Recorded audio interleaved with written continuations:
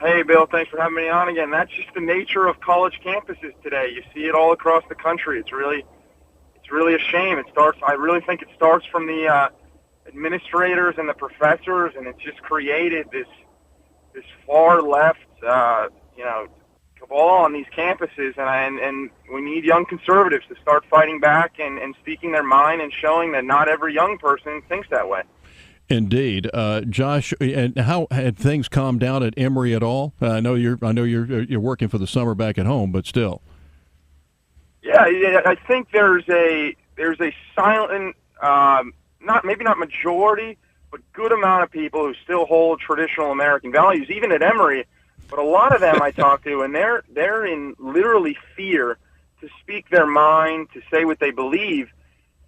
Just because of the backlash that they think they'll face or that they will face from people in power at Emory and other liberal institutions across the country, and that's concerning to me because these aren't extreme views that they hold. They're pretty common conservative ideals of limited government, secure the border, lower taxes, basic beliefs like that. You have to be careful what you say almost. Josh Goodman with us this morning at Emory University. He's actually teaching tennis for the summer. He's a great tennis player, and he's down in Fort Lauderdale at his home. Josh, here's the problem that you have. You see, your professors and administrators were the left-wing loons that I went to school with back in the 60s. They're the ones running. They're the ones running the show now, and these people, they ran around, hair down to their butts, and were carrying signs, screaming and hollering against the Vietnam War. They were familiar with every four-letter word except soap, and that's what you're up against. And so, are you in fear? As far as I guess, most of the people like you are in fear of the fact that you got a professor. If you disagree with them, they have the power of your grade and eventually your degree.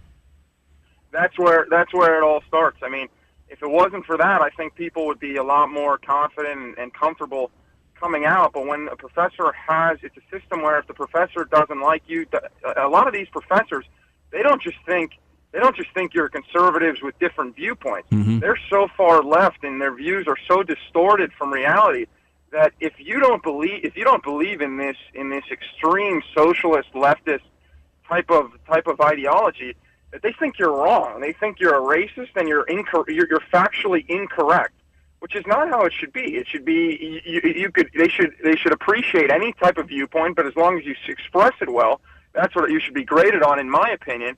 But it's a shame that's not the case. But you're right. I'm sure these are the type of people who could. A lot of them. I've had some good professors at Emory, but a lot of them couldn't make it in the real world, I guess. Mm-hmm.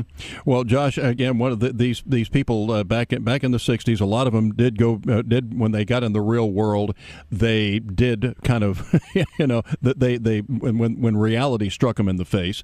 Like I had a friend that became a cop and worked in law enforcement who was far left and thought that you could reason with people on any situation. Yeah. And it didn't take him long to find out that they didn't. And we call those slow learners. So, those people got straightened out, but you still had some that are still living in that artificial world that you talk about and the dangers that we have on our campus. And at least some legislators now, and I think even in Washington, they're trying to tell campuses, look, you might lose your federal funds or even some state funding if you keep these conservative speakers from coming on campus and all these riots break out. No, I think that's a great idea. That I've been seeing that across the country. I definitely think that's a great idea. And I'll give you an example of a professor at Emory.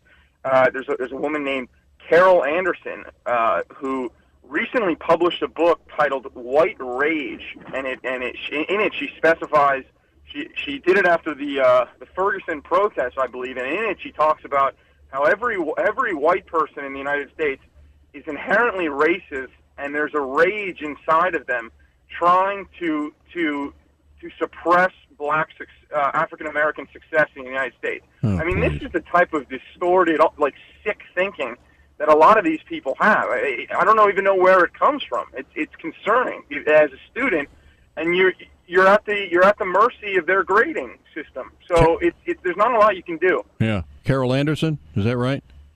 Professor Carol Anderson. Yeah, look it up. And she's been, if you can believe this, with those viewpoints, she's been given a lot of awards different ceremonies in her honor by different teaching organizations across the country have recognized her.